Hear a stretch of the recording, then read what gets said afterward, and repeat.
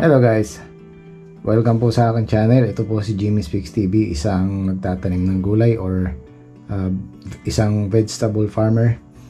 Simulan po natin yung day 1 na nakuha namin tong farm 2. Nakuha namin to nung July 27, 2 hectares. Nakuha ko siya ng 50,000. Isang taon ang renta. Yung araw na nagpirmahan kami, kinabukasan pinaroto ko na. Ayan, nakatatlong ulit kami dyan. Tapos napagdesisyonan ko na ang palayang ilalagay natin dito. Ayan, siyempre first step, kumuha ko ng kawayan. Bumili ko ng 130 pieces na kawayan. Tapos sumunod, kumuha ako ng bukawi or bikal sa Kapampangan, yung matigas, yung makapal, pangbalag. Yan po ang gagamitin natin sa gitna or sa pagitan ng mga kawayan para matibay. Tapos kumuha kami ng chicken manure. Yan ang ilalagay natin sa tudling natin sa tatamnan ng ampalaya. Pero syempre bago yon, ipiprepare muna natin yung lupa. Ayan. Pinower tiller namin yan. Tapos tsaka namin ilalagay yung chicken manure.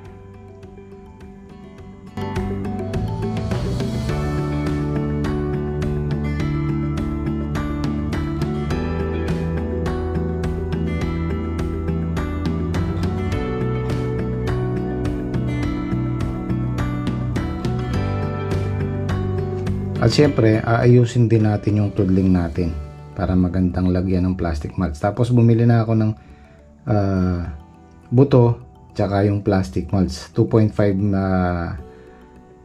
feet ang sukat niya. Pag okay na yung tudling natin, tatamnan, ilalagay na natin yung plastic mulch. Ayan. Hindi na kami gumamit ng clip.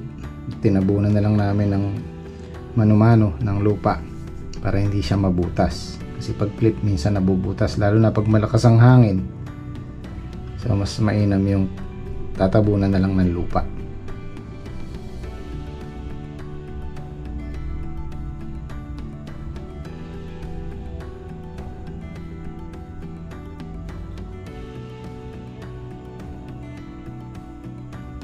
Nung matapos namin yung paglagay ng plastic mulch,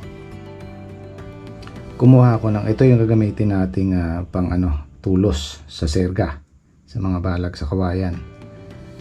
Ayan.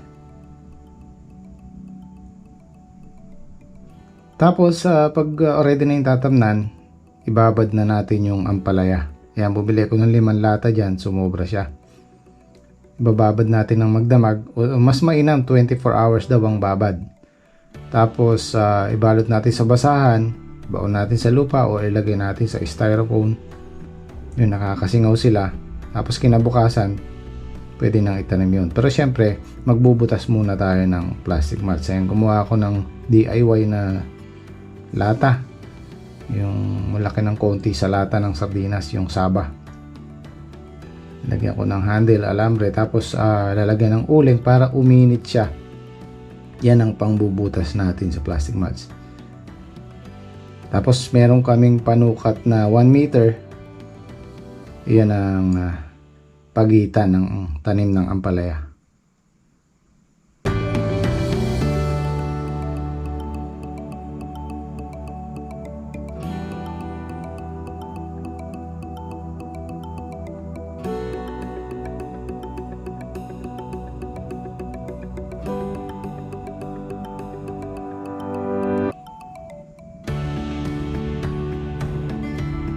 Tapos kumuha kami ng buhaghag na lupa.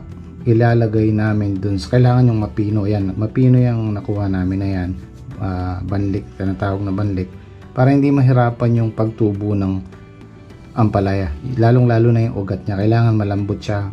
Pinong-pino yung pagkabuhaghag niya. Yan ang nilagay namin sa butas na paglalagyan ng buto. Para hindi mahirapan tumubo yung ampalaya.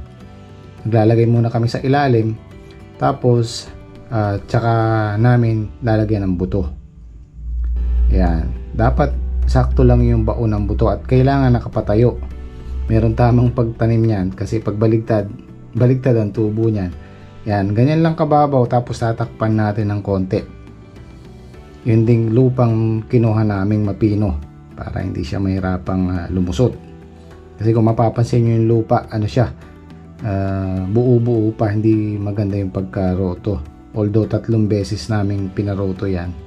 Next step, bumili ko ng 3 rolyong alambre, size 12. Tapos syempre ilalagay na natin yung tulos para sa serga. Kailangan meron kayong maso pang baon. Madaling ibaon pagka. Tsaka kailangan medyo basa yung lupa para hindi kayo mahirapang magbaon ng huwag yung tuyo ng tulos. Tapos syempre ilalagay na natin yung serga, yung mga alambre. So habang hinihintay nating tumubo yung ampalaya, tsaka natin tatrabahuhin yung balag. Ayan, naglalagay kami ng serga dyan. Nga pala guys, pag naglagay kayo ng tulos, huwag nyong isasagad na ibaon. Pag may alambre niya, tsaka nyo ibaon ng todo para humigpit yung alambre. Yun ang maghihigpit pag binaon nyo ng todo, pag may alambre na. Ayan, naglagay na tayo ng pa-vertical, ay yung pahalang, yung mahaba, tsaka yung pasalo sa gitna. Para may salo yung mahabang alambre na ilalagay natin sa dulo. Next step, ilalagay na natin yung mga bukawi na binili namin. Diyan tayo babase sa alambre. Diyan itatapat natin sa alambre yung bukawi para diretso siya. Okay na. Tapos na yung paglagay natin ng bukawi. Next step naman yan, yung paglagay ng tanse o yung banana twine sa taas, sa bubong. Nga pala guys, yung pagbaon ng bukawi, kung walang tulis yung bukawi, kailangan meron kayong pambutas. Mas mainam sana kung basa yung lupa tas may tulis yung bukawi, madaling ibaon. Pero pag tuyo at walang tulis yung bukawi, kailangan meron tayong pambutas. Ayan, day 5 na po yan ng ampalaya. Day 5, day 6. Ayan, lumusot na sila. Maganda yung tubo. Halos 98% tumubo. At syempre guys, huwag kakalimutan, magpasobra tayo ng buto. At ilalagay natin yan sa 2 tray or 3 tray, depende sa tumubo na tanim natin. Para kung sakaling merong huhulipan, nakasabay yung tubo ng panghulip natin doon sa naitanim na. So ito na yung day 6, day 7. Nag-start na tayong mag-ulan-ulan. Ilang araw na dire-diretso yung ulan, kaya ayan, nagtutubig na. Gumawa kami ng palabasan ng tubig. Naglagay kami ng kanal kung saan nag-i-stock yung tubig. Kasi yung lupa na yan, merong aripit yan, merong kanal yan sa gitna tsaka sa paikot. So doon kami maglalagay ng pantapo ng doon namin itututok yung kanal na ginawa namin para lumabas yung tubig, para hindi siya nag-i-stack.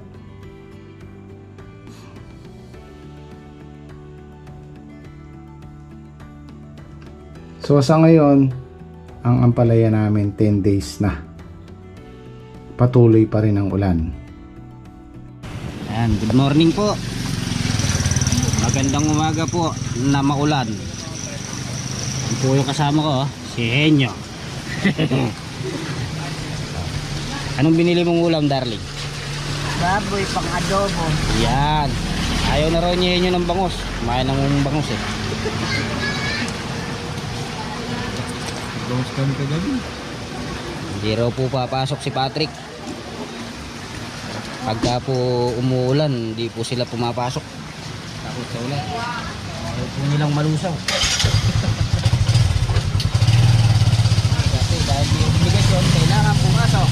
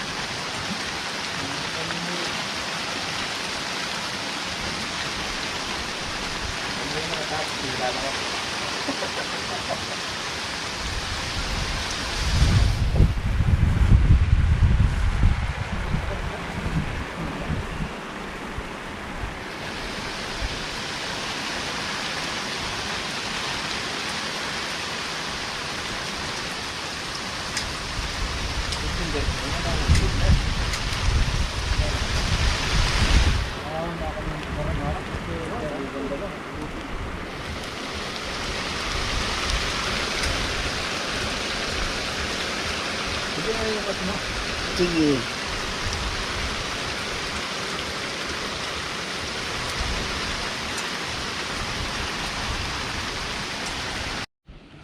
Yan, lubog na po yung dulo ng aming ampalaya.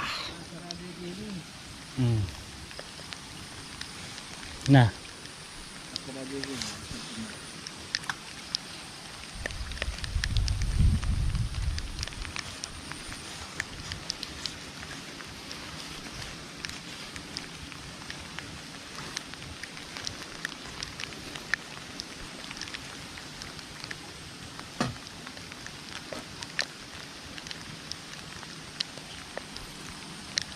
Lubog na ho yung aming duluhan ng ampalaya.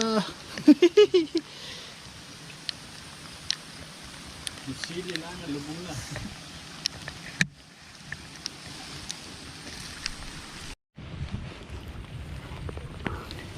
Po, lakas niyang humigo po.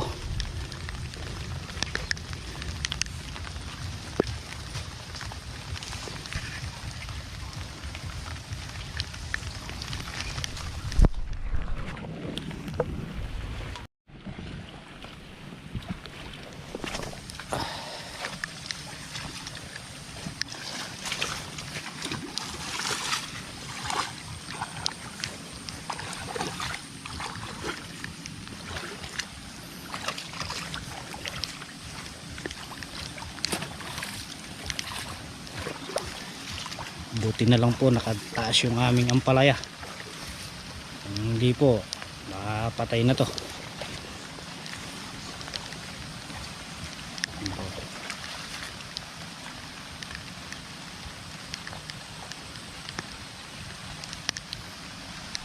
Yung sili namin patay na. Natubig.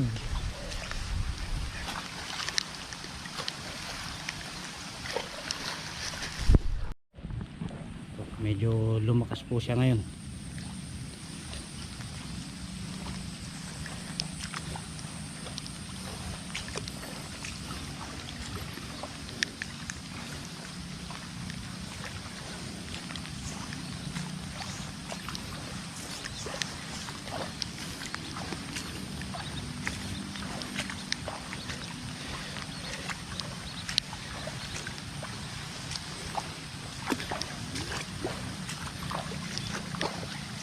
Buti na lang po nakadaop talaga. Kung hindi nakadaop, wala to, patay na.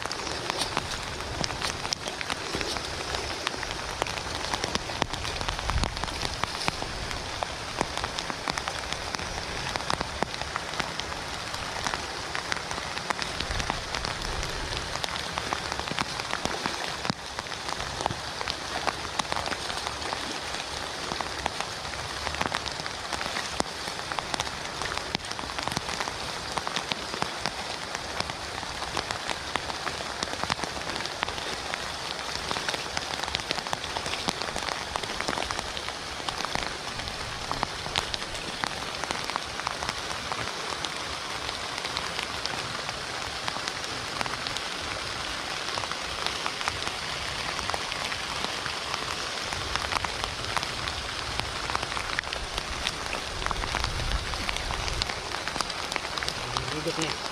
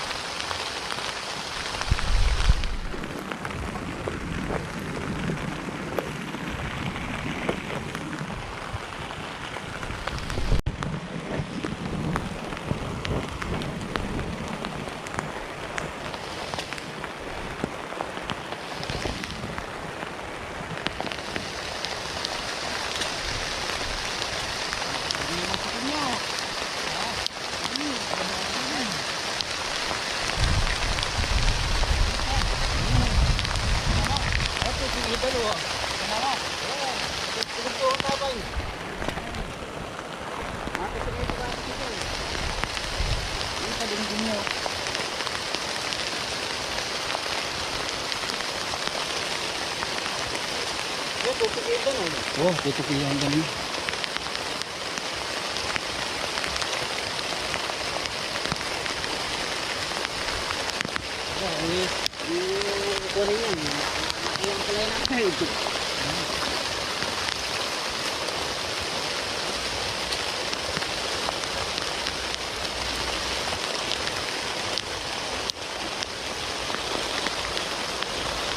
Pangulong gastos mo, isang konti gastos.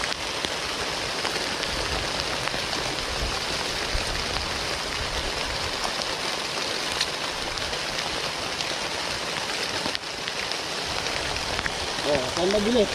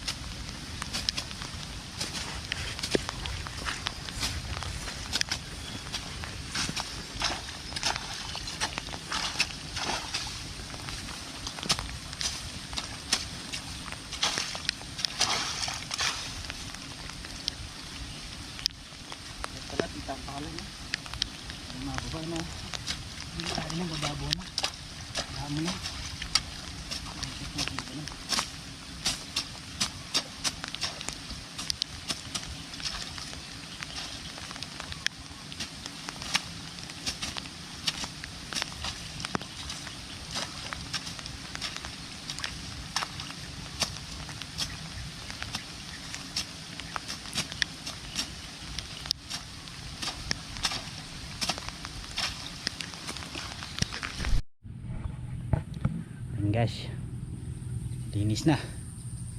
medyo lumakas-lakas na po yung bawas ng tubig natin.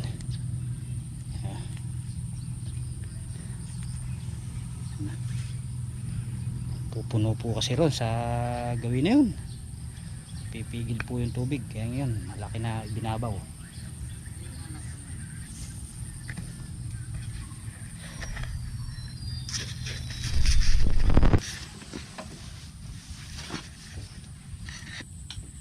Ay, huwag lang yun naman tayo. Ay, ba't ginagyan? Yan ang taba. Masarap yun. Uy! Ayun yung pinaka-sauce natin eh. Ikaw naman. Taba ng baboy eh. Wala naman ako nilagay mantika. Matabal baboy na. Kain po tayo.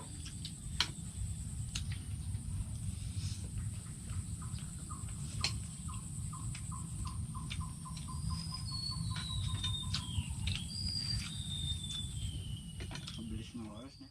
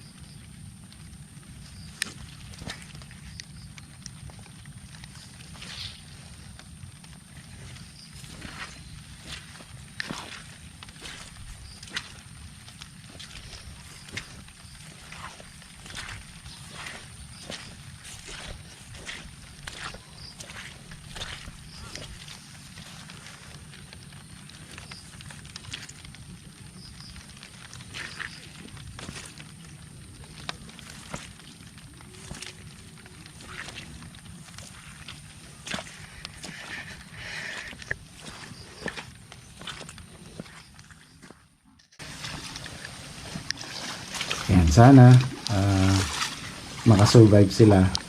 So abangan po natin yung susunod na mga araw. Maraming salamat po.